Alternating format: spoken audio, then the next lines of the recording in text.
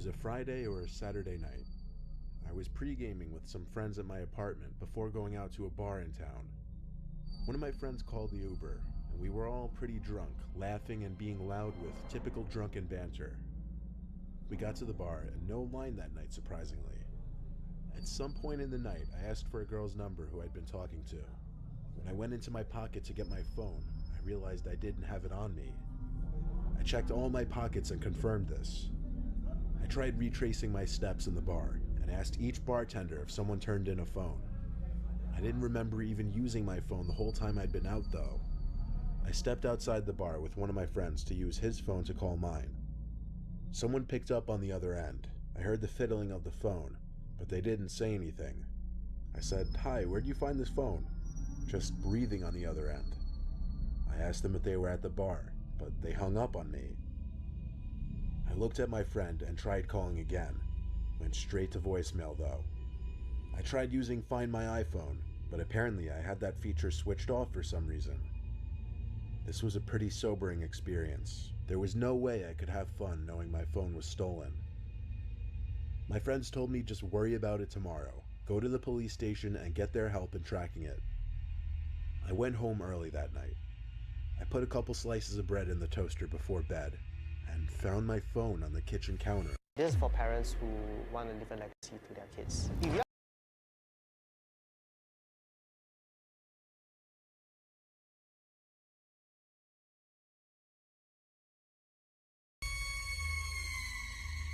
It didn't make sense.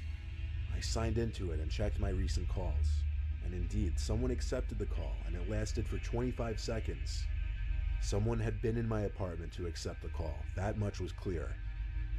I flipped the place upside down looking, screaming for whoever it was to come out from where they were hiding. Of course, this had a lot to do with the liquid confidence from drinking so much that night. I finally called the cops, but considering there was no real proof of any forced entry, and places to hide are basically non-existent in this apartment, they couldn't do anything besides a police report. Nothing seemed to be missing from my apartment, but going to sleep that night, knowing someone had been in my apartment, or even worse, might possibly have still been in there with me, was probably the most uncomfortable night of my life.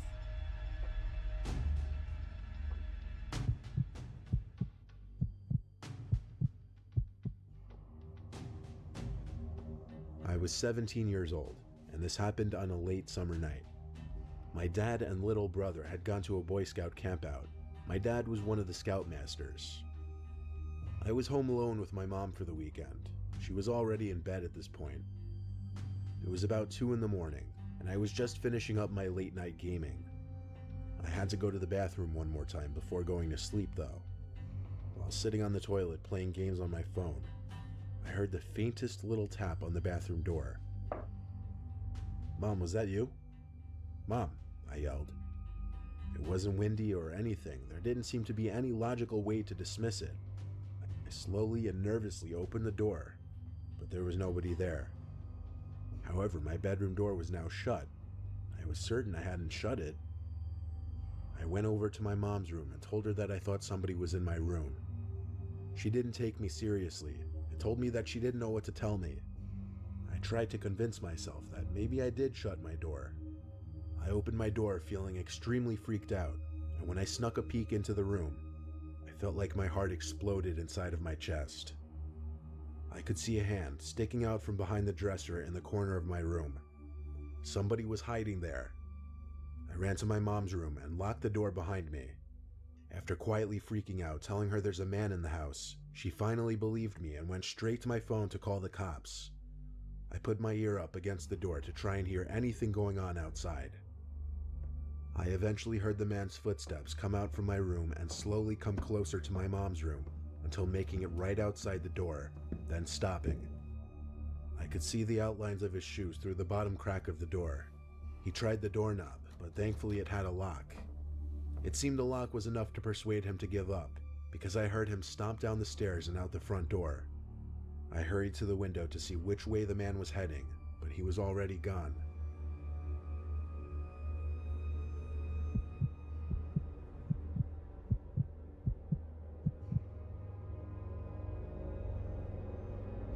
When I was younger, 10 years old at the time. My mom had just started letting me stay home alone. We had been watching my mom's friend's dog while they were on vacation. My mom worked weeknights, so she told me that they would come around back since the dog's cage was right next to the back door, and that I would have to let them in. I sat in the den by the back door, with the dog by my side while I watched TV. He then started to growl and bark, while looking out the window to the dark. I tried to see what he was barking at, but it was too dark. Of course, I assumed it was my mom's friend coming to pick up the dog. I went over to the door with the dog following me and turned on the patio light. I couldn't see anyone out there at first, but the dog was still barking. I made sure to peek at every corner of the yard, but then I saw someone at the garden by our shed. It looked like my mom's friend. They seemed to be bending over, picking something up. I assumed she was admiring my mom's garden or something logical. I then received a disturbing phone call. I prioritized answering the phone, as my mom was strict about me always answering the phone when I was home alone. I left the dog to continue barking by the door as I picked up the phone, hoping it was my mom. And it was. She told me that her friend wasn't going to pick up the dog that night, as they wouldn't be getting home until past midnight. I began to stutter as the pure horror prohibited me from speaking coherently. I managed to finally blurt out that someone was in our yard, and my mom started screaming like a lunatic. She told me to get up to my room, lock the door, and hide under the bed while my mom called the cops. I obeyed and laid there in silence for a good 10 minutes, until I got a knock at the door. I sprang up and out of the room, making it halfway down the stairs, when I saw a face looking in through the window of our front door. This face, a guy, staring right at me. A face so unsettling that it disturbs me thinking of it today. I screamed at the guy that the police were on their way, but he didn't move. He insisted on just staring at me like a statue. I ran all the way back upstairs, tripping twice, and back to my room. I waited another few minutes before another knock came at the door, followed by a muffled shouting noise. It was the police this time. They scanned the whole premises, but the guy was gone. They took me into custody until my mom arrived at the station. After that incident, she started having a babysitter watch me again, all the way until I was 12.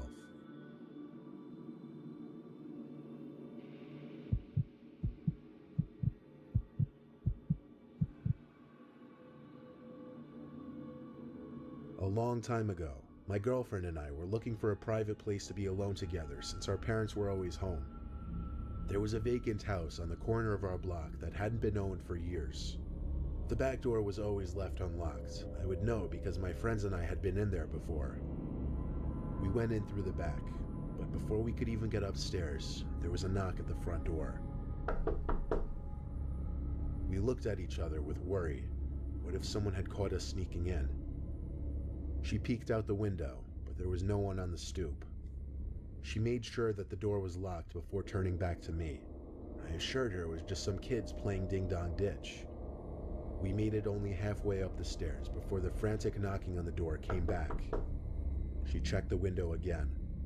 The porch was still empty. She opened the door this time and still couldn't see anyone. I wanted to look tough to impress her, so I stepped outside and yelled at the pranksters to try it again. I shut the door and waited behind it, hands on the doorknob, ready to throw the door open. I just waited there for at least a minute, and I was about to just forget about it when I heard the blood-curdling scream of my girlfriend. I turned to see what she was screaming at, and I screamed as well. Just barely in the dark, we could see the silhouette of a huge humanoid figure very slowly making its way down the stairs. It was moving in a hovering-like motion. We ran past it just in arm's reach and left the house the way we came. We ran all the way back to my house, both of us out of breath. We know it couldn't have been an old person. They had to be at least 7 feet tall. Nobody was supposed to be living in that house, though. I even asked a friend living across the street from the house, and he said it had been vacant for years. The ghostly way the figure moved made it all the more disturbing. We both agreed to keep quiet about this story, but I still occasionally have a nightmare or bad thoughts about that night.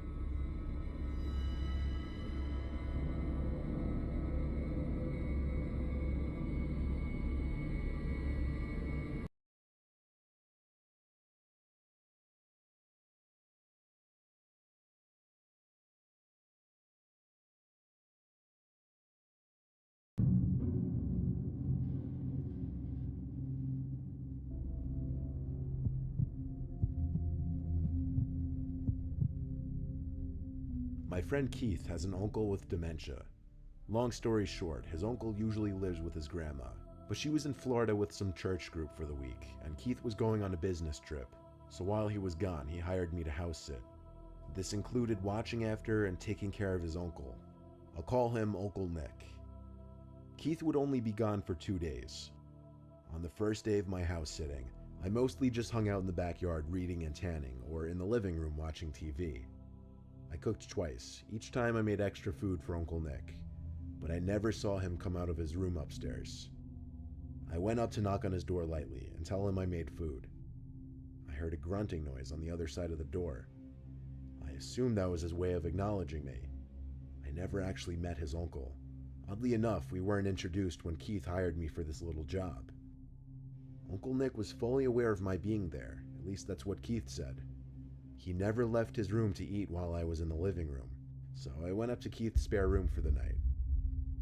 I left the door cracked open so I could listen, and I eventually heard a door down the hall opening and unsettlingly quick and heavy footsteps moving down the hall and down the stairs. Seconds later, I heard the same footsteps rush back up the stairs and back to the room. Then the door slammed shut. It was honestly a little unnerving. Hard to explain, just the intensity of his footsteps, like he was avoiding me or something. The next day was pretty similar to the first. I made 2 meals and left the food on the counter for Uncle Nick both times. When I was laying in the backyard again, I came back in to see the plate was empty, so I guess he was really avoiding me. I went back out to tan some more, and when I thought about it, I looked up to the bedroom Nick was staying at, and there he was, looking at me through the window. I think when he noticed me, he ducked down. I felt so uncomfortable that I folded up the blanket and went back inside and up to the spare bedroom. It was okay. One more night of this and I'd be home. I made dinner that night and left him another plate. As I walked up to the spare bedroom, I noticed his bedroom door was open now. First time I'd seen that. Maybe he was becoming less shy. I went to brush my teeth and go to my room for the rest of the night to give him his space. I was having a rough time sleeping though. I just wasn't tired at all. While laying there in the dark, I heard a short creaking sound coming from inside the room, even over the noise of the fan next to me. I sat up and looked around, still able to slightly see in the dark room. I didn't see anything. More specifically, I didn't see Uncle Nick. I was getting paranoid, honestly. Why was I becoming so creeped out by him? I lay back down on my side, facing the wall next to the bed.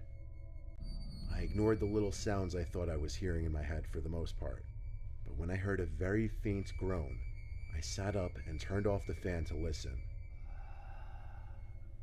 I heard breathing. I turned to the far right side of the room by the desk, and there he was, sitting on the desk chair, turned to me. I screamed in fear, and he came up to me going shh and covered my mouth with his hand. In the moment, I thought he was trying to suffocate me, so I pushed him off of me and ran to the nearest bathroom to lock the door. I listened as I heard his manic footsteps rush back to his room and slam the door. My heart was pounding inside my chest. I called Keith and told him about it. He sounded like he wasn't even that shocked. That's the scary thing. He told me it's best I sleep in the bathroom with the door locked. And when he said that, it said to me that his Uncle Nick is potentially dangerous, which scares me even more. I slept maybe 3 hours max that night on the bathroom floor, and in the morning I quickly packed my backpack and waited out in the backyard for Keith to return. He paid me extra for what I had to deal with, and I suggested he get his uncle some serious help, because I think he has more than dementia, and I still don't know what his intentions were that night.